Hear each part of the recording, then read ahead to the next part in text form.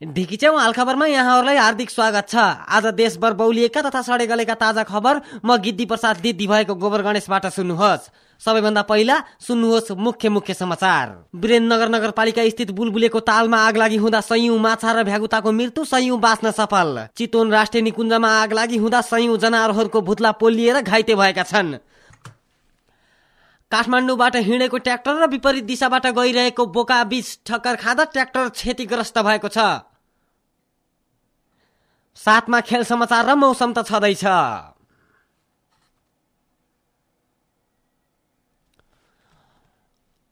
अब समाचार फत्ल्याक्क भैमा खस्यो। वीरेन्द्रनगर नगरपालिका स्थित बुलबुले तालमा आग लागि कसरी भयो भन्ने विषयमा छलफल गर्दै 1 दर्जन माछाको समूह र 1 दर्जन भ्यागुताको बीच भएको लडाईमा अत्याधिक मात्रामा बम गोला प्रयोग हुँदा उक्त ताललाई असह्य हुँदा आगो उठेको कुरा त्यहाँ स्थित हाम्रा समाचारदाता पावा भ्यागुताले बताएका छन्।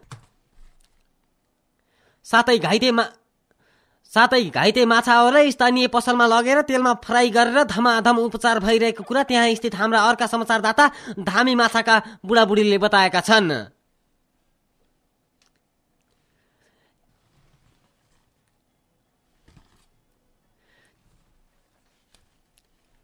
चितवन राष्ट्रिय निकुञ्जमा आग लागि कसरी भयो भन्ने विषयमा छलफल गर्दा 1वटा कमिला र 1 दर्जन हात्तीको लडाईमा अत्याधिक मात्रामा बम गोलाको प्रयोग हुँदा गुलेलीको प्रयोग हुँदा 81 कमिलाको कुकुर बम हात्तीको कानमा पड्किँदाखेरि 81 हात्तीकै कानबाट 81 आगो निस्केको र त्यस आगोमा पनि त्यहाँ लडाई हेर्न उपस्थित अन्य जनावरहरूको भुत्ला पोलिएर घाइते भएको कुरा त्यहाँ स्थित हाम्रा समाचारदाता उल्टे भिरेले बताएका छन्।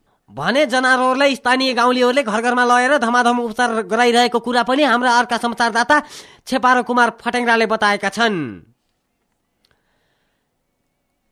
काठमाडौँबाट हिँडेको ना 2 ख तिमीलाई बिहा गर्छु रे नामक ट्र्याक्टर र सुर्खेतदेखि प्रधानमन्त्रीलाई भेट्न गइरहेको ना 3 ख 55 नम्बरको बोकासँग ठक्कर खाँदा बोकाको माथिल्लो दाँत र ट्र्याक्टरको सम्पूर्ण दाँत भुइँमा खसेर छताछुल्ल भएका छन्। साथै मृतकका आफन्तले क्षतिपूर्तिको माग गर्दै ट्र्याक्टर चल्न बन्द गराएका छन् भन्ने कुरा त्यहाँ स्थित हाम्रा समाचारदाता जता जाने उतै हराउनेले बताएका छन् र बोकालाई पनि प्रधानमन्त्रीलाई भेट्न जान समेत बन्द गरेका छन्।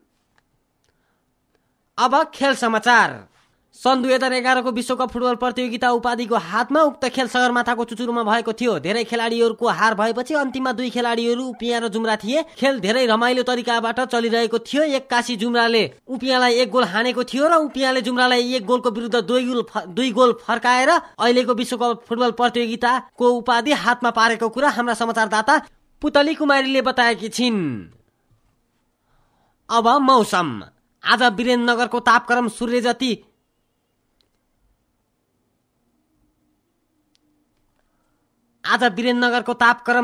जति भने वर्षा बुलबुलेको तालभरि। काठमाडौँको तापक्रम आगोको जति भने वर्षा गाग्री भरि। अन्य ठाउँको मौसम सम्बन्धी जानकारी हामीलाई उपलब्ध भएको छैन। हवस् त ढिकिच्याउ हाल खबर अहिलेलाई यति नै। तपाईँ भने ढिकिच्याउ कार्यक्रमकै साथमा रहनुहोला।